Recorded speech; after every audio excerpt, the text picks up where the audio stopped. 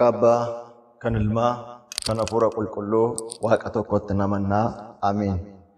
Jaallatamoota maatii waaqayyoo Kiristoosiin kiristaanota amaanooliin amantoota kan jedhamtan fagoorras dhiyoorras teessanii sagalee waaqayyoo kana ordofaaf dhagaa kan jirtan hundumti keessan nagaan sin gaafadhaa. Nagaa waaqayyoo akkam turtanii? Nagaa waaqayyoo akkam yoo nageessanii?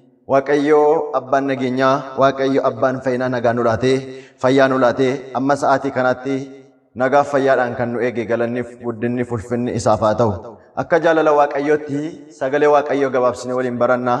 Waaqayyoon hunduma keenya nu barsiisuun jaalala isaa nuuf haa ta'u. Miilanaaf garuu adaraa nu oolchi. Macaafaa abboota firdii boqonnaa 10 lakkoofsa 15. Sagalee kana mata duree godhannee waliin barannaa. Anna abbadheen baradhaa isin teessanii barattu barsiisaan waaqayyoodha. Waaqayyo hunduma keenya nu barsiisuun jaalala isaa nuuf haa ta'u. Miilanaaf garuu adaraa nu oolchi.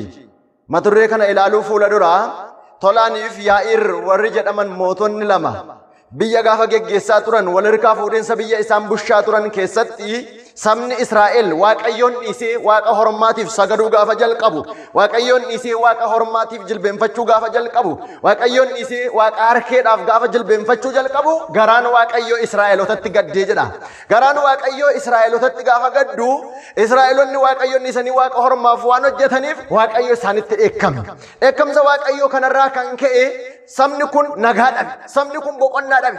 Rafee ka'uutti bahee galuutti hundumaatti boqonnaa gaafa dhabu gara waaqayyootti iyyuu jalqabe. Har'as yoo laalle macaafaa abboota firdii boqonnaa 10 lakkoofsa 7 gubbaarratti kanaaf waaqayyo dheekkamsa isaa isaan irratti bobeessee jedha. Biyya keenya yoo laalle addunyaan guutuun nagaa dhabe, nagaan dhibee yeroo namni boqonnaa dhabe rakkachaa jiru kana keessatti maaliif yoo jenne nutis waaqayyoof jilbeenfachuu dhiisne, nutis waaqayyoon dhiisne biyya lafaaf deebine, nutis waaqayyoon dhiisne qarshiidhaaf yookaan wanta darbuuf jilbeenfachuu, wanta darbuuf kaachuutti deebine, nutis waaqayyoon dhiisne xonqaawotaaf seexanotaaf hojjechuu yookaan wanta darbuuf duukaa jooruu jalqabne. Kanaaf garaan waaqayyoo nutti gadde. Saba waaqayyoo kanaaf kan nuti gochuu qabnu maalii dharee? Saboonni Israa'el gaafa waaqayyoon dhiisanii waaqayyoon irraa adda ba'an, gaafa waaqayyoon dhiisanii adeeman gara waaqayyootti iyyuu jalqaban. Sababa dhiphinni isaanitti dhufeef Israa'el guddisanii waaqayyootti iyyuu jalqaban. Dhiphinni guddaan waan isaanitti dhufeefidha. Macaafaa abboota firdii boqonnaa 10 lakkoofsa 9 gubbaarraa. Kanaaf waaqayyo gaafa isaanitti dheekkamu dhaqaati abbaadhuma sila jilbeenfattaniifitti nu oolchi jedhaati itti iyyaa jedhe. Sababa kanaaf Israa'elonni waaqayyoodhaan akkas jedhan. Waaqayyo nuyi cubbuu hojjenneerra. Ati waama gaarii ta'e sitti mul'ate hundumaa nurratti raawwadhu. Adaraa miilanaaf garuu nu oolchi ittiin jedhan. Miilanaaf garuu adaraa nu oolchi. Kanaafidha. Amma tariitii rakkinni biyyatti dhufe kun, yaaddoon biyyatti dhufe kun, dhukkubni ulfaataan ka'e kun gara waaqayyootti akka deebinuufidha. Waaqayyo akeekkachiisa jalqabaa inni nutti agarsiisaa jirudha. Waaqayyootti deebi'an malee boqonnaan hin jiru waan ta'eedhaaf.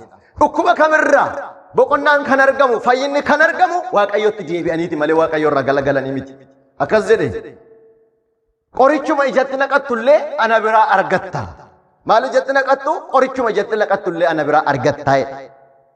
Ermiyaas boqonnaa 9 lakkoofsa 13 gubbaarrattis akka barsiisa kootti adeemu waan didaniifi kun isaanirra bu'e.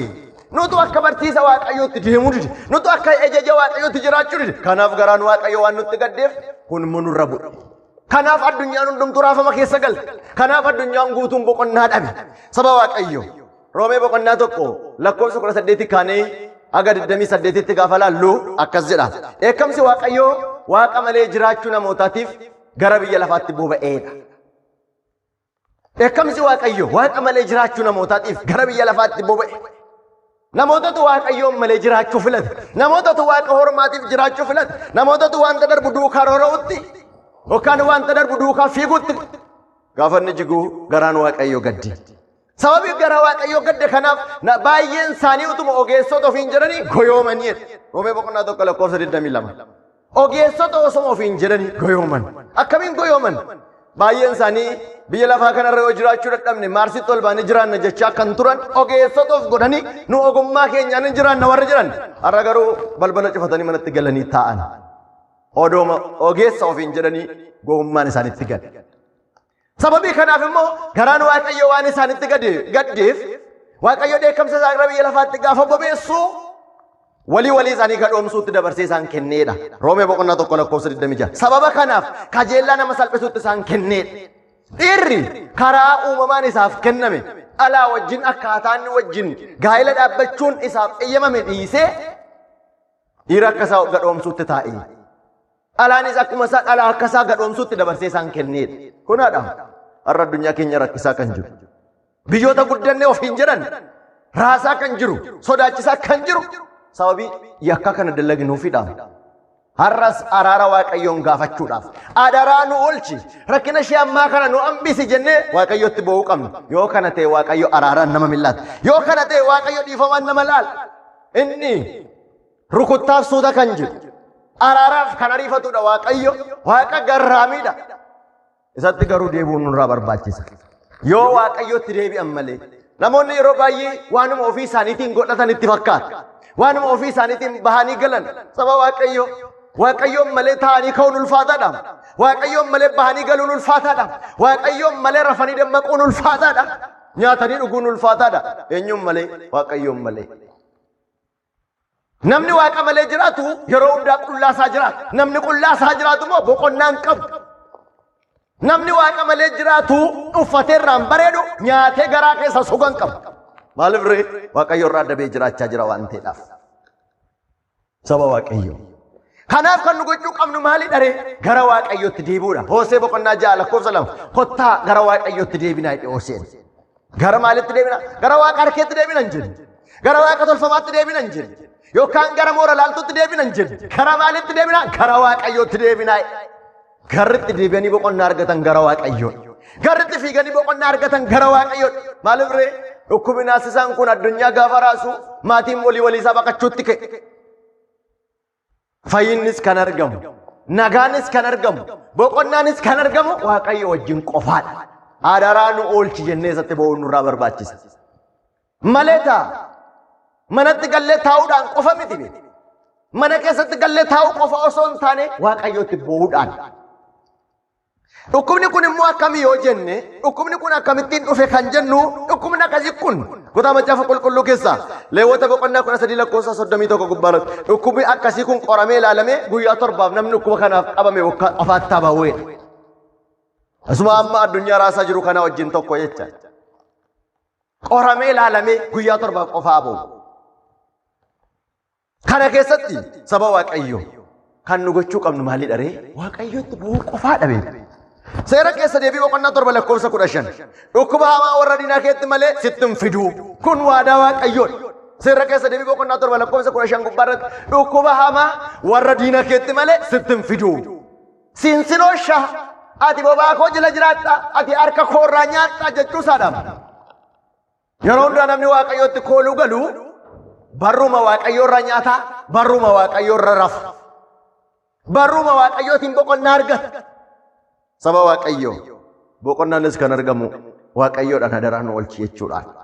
Waaqayyoodhaan sitti of laanne nu oolchi jechuudhaan. Akkuma kana seera keessa deebii boqonnaa 28 lakkoofsa 60 dhukkuba hamaa isin sodaattan sana isinittan fidaa. Yoo maal goon yoo gara Waaqayyootti deebi'uu dinne yoo tariiti sodaadhuma duwweedha malee Waaqayyootti bo'uun hin jiru. Sodaadhuma mana keessa teenyee balbala cufannee taa'uu malee raafamuu malee gara Waaqayyootti bo'uun hin jiru yoo ta'e dhukkuba sodaattan sana isinittan fidaa. Seera keessa deebii boqonnaa 28 lakkoofsa 60 gubbaadha. Dhukkuba isin sodaattan sana isinittan fidaa. Maaliif? Yoo isin natti deebi'uu diddan, yoo isin anaaf hojjechuu diddan, dhukkuba isin sodaattan sana isinittan fidaa. Tokkoffaa mootota boqonnaa 8 lakkoofsa 37 yommuu beelliif dha'ichi biyyatti dhufuutti waagii gogiinsi hawwaannisaaf kuruphisi midhaan balleessu yommuu dhufu kadhata nama si kadhatu dhaggeeffadhuufidha. Amma laalamee waan biyyi keenya keessa jirtu. Kutaa macaafa qulqulluu kun guddaa ulfaataadha. Tokkoffaa mootota boqonnaa 8 lakkoofsa 37 yommuu beelliif dha'ichi biyyatti dhufu waagiin gogiinsi yookaan hongeen hawwaannisaaf kuruphisni midhaan balleessu yommuu dhufu kadhata nama si dhaggeeffatu dhaggeeffadhuufi. Nama si kadhatu hundumaaf kadhata isaa dhaggeeffadhuufidha. Hawwaannis biyya akkasiitii ka'ee biyya akkasiitii akkas ta'e dha'ichi akkasiitu biyya akkasiitti ta'e oduu akkasii dhagaa jirra. Yeroo akkasii nama Waaqayyoon kadhatu barbaada Waaqayyo. Yeroo akkasii nama Waaqayyootti bo'uu dhaggeeffata Waaqayyo. Gara Waaqayyootti bo'uu nu barbaachisa. Gara isaatti iyyuu nu barbaachisa. Maaliif ree? Furmaatatu isa bira kaa'a. Qorichatu isa bira kaa'a. Seera ba'uu boqonnaa 15 lakkoofsa 26 akkas jedha. Sagalee ana Waaqayyoo keetii yoo dhaggeeffatte, ana durattis waan qajeelaa yoo goote, abboommi koos yoo eegde, seerota koo hundumaa yoo eegde, dhukkuban Gibxiitti fide tokkoyyuu sitti hin fidu. Abboommi koo eegdeeta taanaan, seerota koo eegdeeta taanaan, akka seera kootti jiraatteeta taanaan, biyyaan Gibxiitti dhukkuban fide kamiin iyyuu biyya keetti hin fidu sinoo shaayi. Waadaa kana qabna galanni isaaf haa ta'u. Dhugaadha. Abboommi isaa eeguu nu barbaachisan. Yeroo baay'ee namni maal barbaada? Nama fuulduratti qulqulluu ta'uu barbaada. Inni guddaan garuu Abrahaam na fuulduratti qulqulluudha jedhe Waaqayyo. Nama fuulduratti miti bee Waaqa fuulduratti nama fuulduratti qulqulluu ta'uu hin barbaadina. Waaqa fuulduratti qulqulluu ta'a. Nama Waaqayyoon fuulduratti qulqulluu ta'etu dhabame har'a addunyaa keessa. Numtu nama fuulduratti qulqulluu ta'uu barbaada. Keessa namaa kan beeku garuu Waaqa qofaadha. Isatti keessa ofii laattachuudha. Isatti laphee ofii laattachuudha. Waan isin nibu keessa jabinni beek keessa nama arguun dhowwu. Jabinni laphee nama Waaqayyoon dasaan beek. Dhagaa yoo laaltan jabaataadha keessa isaa garuu Waaqayyo beek. Xinneenyaaf hin daangeffamu mixii yoo laaltan xinnoodha keessa mixii iyyuu hin beeka Waaqayyo. Wanta isa daangessu hin jiru kaa galanniif guddinniif ililleen isaaf haa ta'u. Akkuma kana seera ba'uu boqonnaa 23 lakkoofsa 25. Ana Waaqayyo gooftaa keetiif hojjedhu. Ana eenyuudhaaf hojjedhu? Ana Waaqayyo gooftaa keef hojjedhu. Sagalee kana eenyu dubbata? Waaqayyotu dubbata. Ani midhaanii bishaan kee siin eebbisa. Dhukkubas biyya kee keessaa oofeen baasaa. Ati anaaf hojjedhu malee bishaaniin midhaan kee siin eebbisa. Biyya kee keessaa immoo dhukkuba hareen balleessaa. Ati eenyuuf hojjedhu duwwee? Anaaf hojjedhu. Ana Waaqayyo keetiif hojjedhu malee. Ana Waaqayyoof jilbeenfadhu malee. Dhukkuba biyya kee keessaa taa'een baasaa. Waadaa kanaan Waaqayyo dhukkuba har'a addunyaa raasaa jiru kana biyya keenya keessaa taa'ee nu balleessuun jaalala isaa nuuf haa ta'u. Maaliif dhukkubni kun biyya kanatti dhufee? Dhukkubni kun maaliif addunyaatti dhufee? Namni akka seera Waaqayyootti waan jiraachuu dideef miti re'oo. Akkuma kana saba Waaqayyoo faarsaa 90 yookaan 91 lakkoofsa 7 gubbaarraa kumni tokko si biratti kumni 10 mirga keetti yoo du'e iyyuu dhukkubni namatti dhufu kamiyyuu sitti hin dhufu. Alaa kumni tokko si biratti yoo du'e kumni 10 mirga keetti yoo du'e iyyuu dhukkubni namatti dhufu sitti hin dhufu. Yoo maal taate Waaqayyoo kooluutti galmaa kee hooteetta yaataanaan Waaqayyootti kooluu galteetta taanaan Waaqayyootti baddeetta taanaan isatti gungumteetta taanaan isa kadhatteetta taanaan dhukkubni nama sodaachisu beesiin sodaachisu dhukkubni biyya naasisu siin naasisu utuu Waaqayyoon qalbii jijjiirranneera taa'ee akkoo wanti nama naasisu nun naasisu kaa maaliif nun naasisu qophoofneerra kaa yeroo adda addaatti Waaqayyo nu barsiisuudhaaf akka nu qophoofnu nutti lallabeera.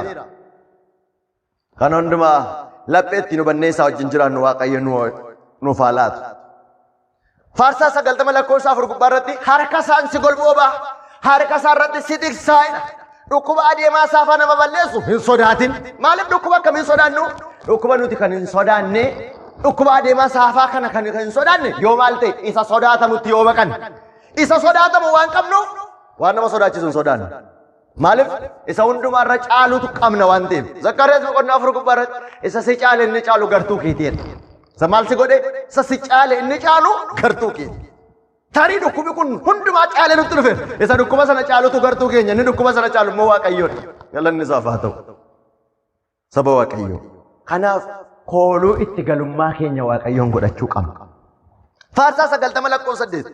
Ati garuu gatii warra jallootaaf kaffalamu ija keen ilaaltaa'edha. Tariitii dhukkubni kun gatii warra jallootaaf kaffalamu ta'uu danda'a. Inni kun garuu siin argatu. Ati maal goote taanaan Waaqayyoon adaraa na oolchi jettee taanaan Waaqayyootti jilba kee laattee taanaan soomaaf kadhatan isaa wajjin haasoftee taanaan gatii warra jallootaaf kaffalamuudha malee kan kee miti. Waaqayyoo abdii isaatiin hunduma keenya nu gargaaruun jaalala isaa nuuf haa ta'u. Akkuma kana Iyyoob 22 lakkoofsa 21 gubbaarratti Waaqayyootti araarami nagaan argattaati. Eenyutti araarami? Waaqayyootti araarami. Maaliin argattaati? Nagaan argattaati. Nagaan argamuu kan hin danda'u koo Waaqayyootti deebi'aniitiin. Waaqayyo wajjin jiraataniitiin. Amma namni inni kaleessa soomaa ture har'a soomii dhiise. Inni kaleessa kadhachaa ture kadhannaa dhiise. Inni kaleessa faarfachaa ture har'a faarfannaa dhiise. Inni lallabaa ture lallaba dhiise. Inni qaddasaa ture qaddaasa dhiise gaafa manatti galu. Harka Waaqayyoon modha'ichaaf diriirfame. Adurreetu guyyaa tokko hajii ta'uu barbaadde jechuun molokkosuu barbaadde. Gaafa hajii ta'uu barbaaddu lammaffaa cubbuun hojjedhu jette. Lammaffaa maal hojjedhu? Lammaffaa cubbuun hojjedhu. Gaafa cubbuun hojjedhu jettu kana dhattee hajii taatee gaafa deebitee dhuftu hantuutonni akkas jedhan. Kottaa miidhannee dubbifnaa. Bakka erga hajii taate nu nyaachuu hin dandeessu waan ta'eedhaaf erga hajii taate cubbuun hojjedhu waan jettee waadaa galteef annee ishee ilaallaa jedhan. Annee maal goona? Annee ishee ilaallaa. Yeroo kana hantuunni tokko isaan keessaa akka jette isaa beesin ani dhaqeen ofii koo laala. Yoo ani achitti hafe hin dhufina inni isheen na nyaatteetti waan ta'eef. Yoo ani deebi'ee dhufe immoo akka isheen hajii taate mirkaneesseen dhufaa jetti. Gaafa kana adurree sana hantuutti ilaaluu gaafa dhattu akkuma isheen nattee ol lixxeeni adurreen gaafa hantuuta argitu maal gooti? Eegii ishee sochoosti mitiire? Eegee ishee sochoosuu jalqabdi. Gaafa kana balbalarra dhaabbattee isinii gammadeera hajii taatan jedhanii jechaa matu sossodaachaa eegee ishee xattee ilaalti. Eegeen hantuuta adurree immoo gaafa hantuuta argu socho'uu jalqabe waan ta'eef. Gaafa kana nafa haasoftee fiiddee baateetu warra qe'ee bira dhufte. Akkami hajii taateetti yoo argiteettaa jennaanu ajaa'ullee hajii taateetti. Eegeen isaanii garuu akkuma durii socho'aa jechuudha. Eegeen isaanii akka malee socho'aa? Akkuma durii socho'aa. Qorrobuullee qorrobaniiru. Akkuma duriiti jireenyi isaanii nuun hin jedhin. Faarfachuullee faarfatu. Jireenyi isaanii akkuma duriiti nuun hin jedhin. Lallabuullee lallabu. Lallabni isaanii jireenyi isaanii akkuma duriiti nuun jechuun qabu. Adaraa nu oolchi jennee laphee keenya guutuudhaan uffata laphee keenya miiccannee Waaqayyoon fuuldura dhaabbachuu qabna. Adaraa yeroo kanaa miilanumaaf nu oolchi jedhee Waaqa nu barsiisee Waaqa nu gorsi galanni isaaf haa ta'u amma bara baraatti ameen. Lakki gorfamee gorfamee anamaa gorfamee. Lakki gorfamee gorfamee anamaa gorfamee. Abaabu har'aa borbiyyoo dhumaa. Abaabu har'aa borbiyyoo dhumaa.